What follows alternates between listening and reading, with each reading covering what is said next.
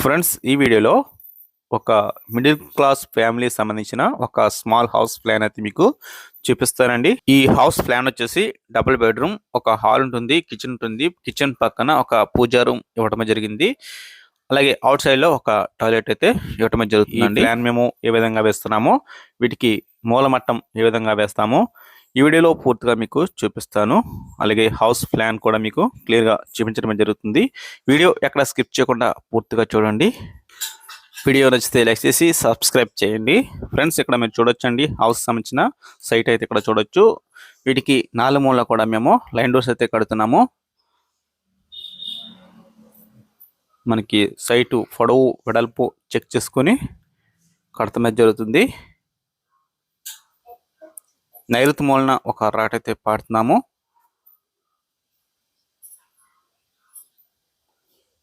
ఆగ్నేయ మూలలో ఒక రాట పాతున్నాము.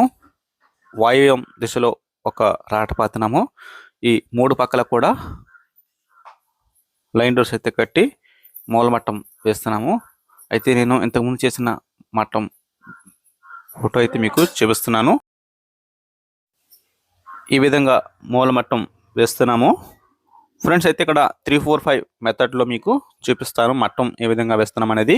మనకి బిల్డింగ్ సైట్ వచ్చేసి 35 ఫీట్లు పొడవు ఒక పక్కన ఉంటే కనుక, ఇంకొక పక్కన 25 ఫీట్లు, అంటే మనకి ఒక పక్కన తక్కువ సైటు, ఒక పక్కన పొడవు సైటు ఉన్నప్పుడు ఈ విధంగా మనం 3-4-5 మెథడ్లో కూడా వేసుకోవచ్చు.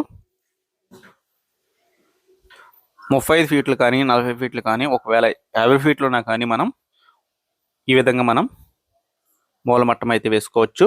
3-4-5 మెథడ్ వచ్చేసి ఇక్కడ పొడవు సైట్ ఉన్న పక్కన 4 ఫీట్లు మనం పెట్టుకోవాలి.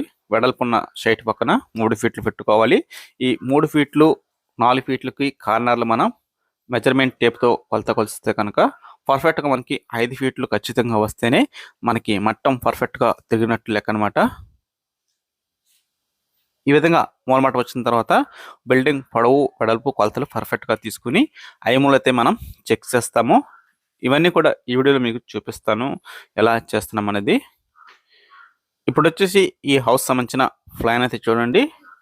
ఈ హౌస్ పొడవు వచ్చేసి 32 ఫీట్లు, వెడల్పు వచ్చేసి 31 ఫీట్లు. ఈ హౌస్ సంబంధించి డబుల్ బెడ్రూమ్, కిచెన్, హాల్, పూజ రూమ్ అయితే ఉంటుంది. వీటి కొలతలు అయితే ఇప్పుడు మీకు చెబుతున్నాను. మెయిన్ బెడ్రూమ్ వచ్చేసి 10 ఫీట్ల 6 ఇంచులు పొడవు, 10 ఫీట్ల 4 ఇంచులు వెడల్పు. అలాగే సెకండ్ బెడ్రూమ్ వచ్చేసి 10 ఫీట్ల 2 ఇంచులు వెడల్పు, 10 ఫీట్ల 6 ఇంచులు పొడవు అయితే ఉంటుంది. అలాగే కిచెన్ వచ్చేసి 6 ఫీట్ల వెడల్పు, 9 ఫీట్ల 8 ఇంచులు పొడవు. పక్కన మనకి పూజా రూమ్ అయితే వస్తుంది. బెడ్రూమ్కి ఎదురుగా ఈ పూజా రూమ్ ఇవ్వడం జరిగింది. 4 ఫీట్ల వెడల్పులో పూజా రూమ్ అయితే వస్తుంది. అలాగే హాల్ వచ్చేసి 9 ఫీట్ల 8 ఇంచులు వెడల్పు, 10 ఫీట్ల 2 ఇంచులు పొడవు అయితే ఉంటుంది.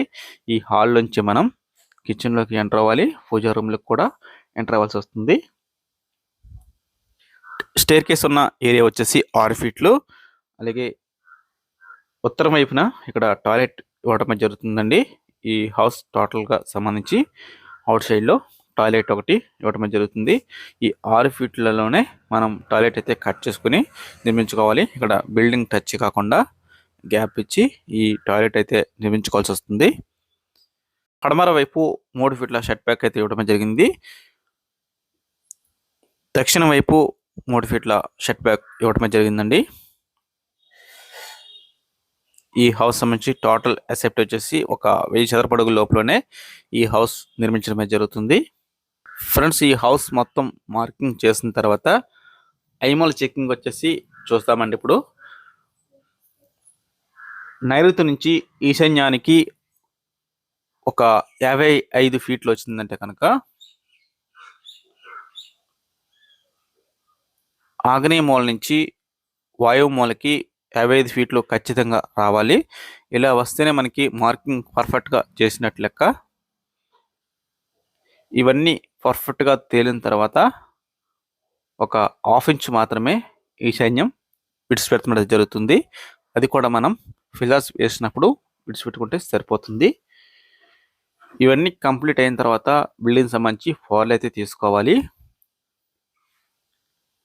ఇప్పుడు మనం మార్కింగ్ చేసినాం కదా మట్టానికి, వాటికి పవర్లు అయితే తీసుకుని దిమ్మల లెక్క కట్టుకోవచ్చు, లేదంటే ఐరన్ పైపులతో ఫార్లు అయితే తీసుకోవచ్చు. ఇవి ఇప్పుడు తీసుకుంటేనే తర్వాత మనం వీటికి బోర్లు వేసుకోవచ్చు, లేదంటే ఫుటింగ్లు తీసుకోవచ్చు. అవి వర్క్ చేస్తున్నప్పుడు మనకి సులువుగా వర్క్ అయితే కంప్లీట్ చేసుకోవచ్చు. స్టార్టింగ్లో మూలమట్టానికి వేసిన కొలతలు ఎటు పోకుండా ఉండాలంటే ఈ విధంగా వర్క్ అయితే చేసుకోవాలి. ఓకే ఫ్రెండ్స్, ఇది వీడియో. ఫ్రెండ్స్, నెక్స్ట్ ఇంకొక వీడియో అయితే చేస్తాను. ఈ హౌస్ సంబంధించిన పునాది అయితే మేము కట్టాము. వీటికి ఏ మెటీరియల్ పట్టినాయి, ఎంత ఖర్చు అవుతుంది, నెక్స్ట్ వీడియోలో క్లియర్గా అయితే చూడొచ్చు. ఓకే ఫ్రెండ్స్, ఇది వీడియో. నచ్చితే లైక్ చేసి సబ్స్క్రైబ్ చేయండి. Thank you so much.